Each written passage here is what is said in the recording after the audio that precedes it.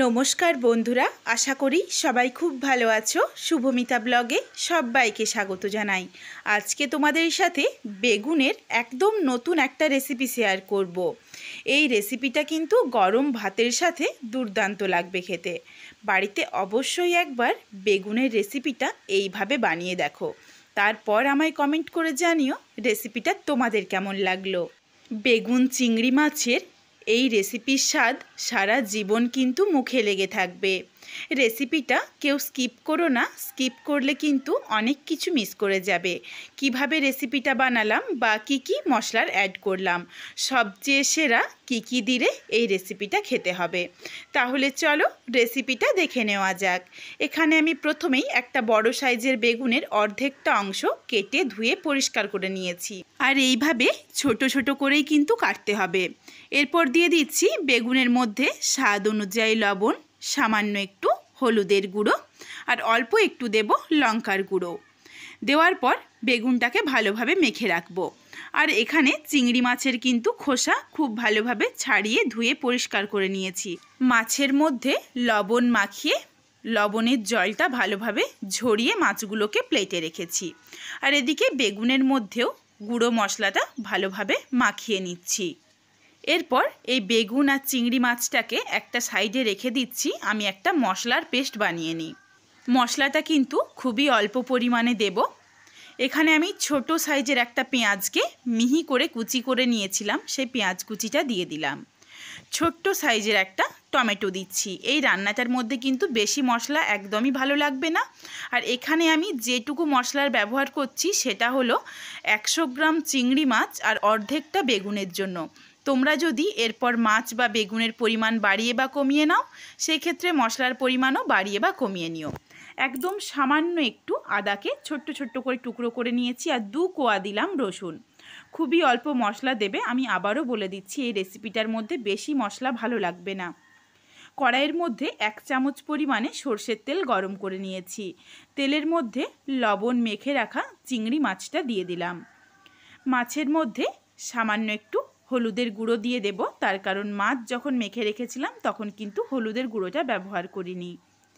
তবে তোমরা চাইলে লবণ হলুদ একসাথে মেখেও মাছটা রাখতে পারো।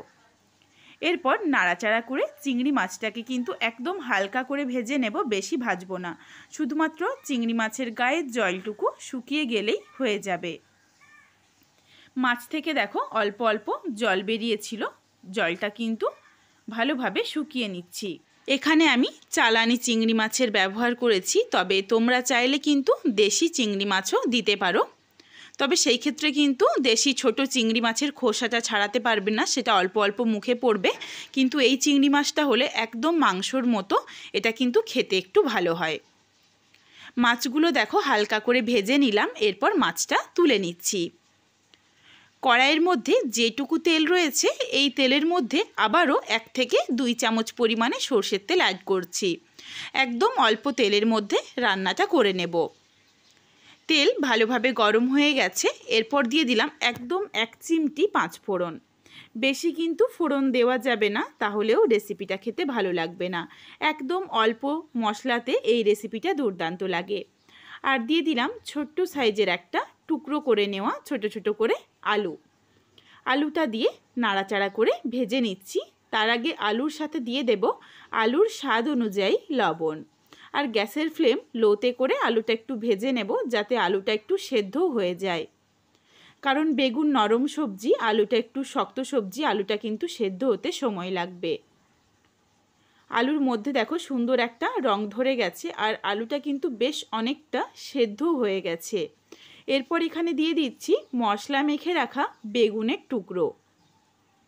বেগুনটা দিয়ে নাড়াচাড়া করে আলুর সাথে একটু ভেজে নেব।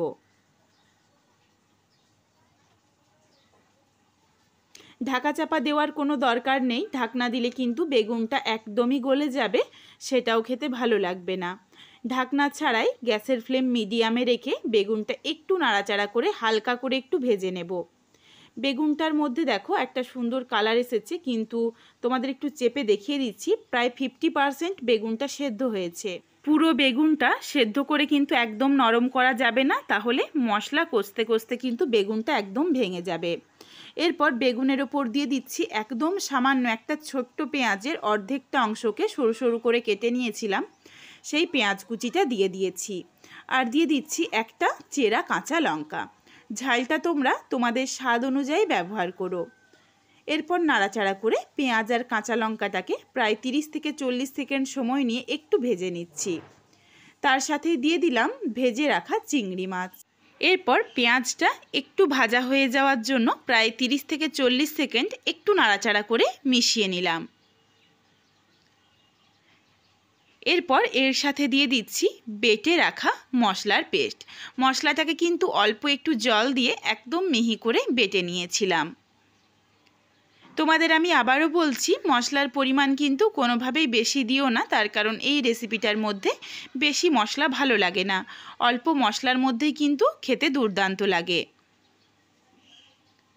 এরপর এর সাথে দিয়ে দিচ্ছি কিছু গুঁড়ো মশলা, তার মধ্যে দিচ্ছি সামান্য একটু হলুদের গুঁড়ো আর ঝালের জন্য লঙ্কার গুঁড়ো।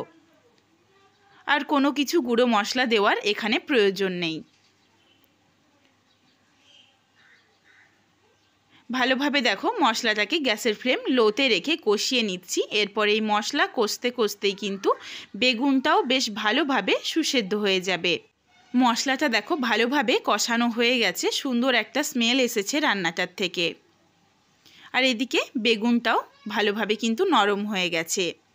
এরপর এখানে আমি সামান্য একটু জল দিয়ে দিচ্ছি, একদমই অল্প, হাফ কাপের থেকেও কিন্তু কম পরিমাণে জল দিয়েছি, যাতে মশলাটা আরেকটু ভালোভাবে সেদ্ধ হয়ে যায়।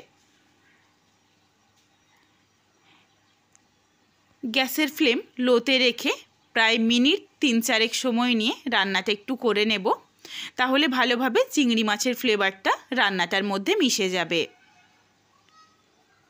গ্যাসের ফ্লেম লোতে করে দেখো রান্নাটা করে নিয়েছি, বেশ মাখো মাখো হয়েছে।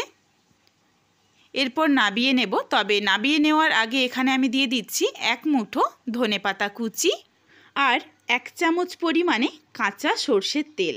এই কাঁচা সর্ষের তেল আর ধনেপাতা কুচির ফ্লেভারটা এই রান্নাটার মধ্যে কিন্তু ভীষণই ভালো যায়।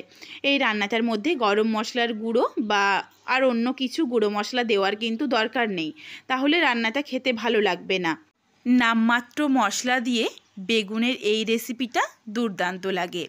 বেশ মাখো মাখো হয়ে দেখো রেডি হয়ে গেছে। আর গ্যাসের ফ্লেমটা অফ করে দিয়েছি, কাঁচা সর্ষের তেলের একটা ঝাঁঝালো ফ্লেভার রয়ে গেছে, যেটা এই রান্নাটার মধ্যে কিন্তু ভীষণই ভালো যায়। এরপর চলো রেসিপিটা নাবিয়ে নিই।